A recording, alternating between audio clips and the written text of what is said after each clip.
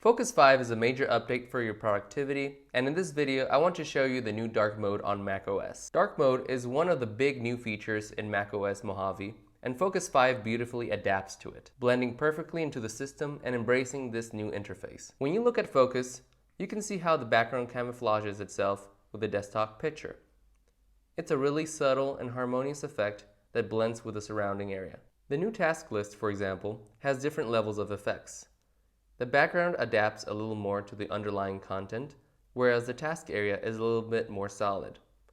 This highlights the important content, making it more legible and clear. By default, Focus is set to match the system appearance. So, when you're using the new dark mode, you don't have to do anything and Focus will be dark as well. If you change the system appearance to light, Focus will automatically adjust to it. And of course, you can choose the appearance independent from the system as well. I'll show it to you by changing Focus to dark while the overall system appearance remains light. Another new feature in macOS Mojave are accent colors. They let you customize all controls in 8 different colors. Focus 5 has a really cool feature.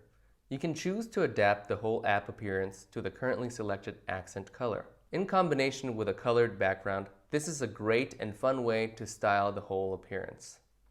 And the possibilities are almost endless.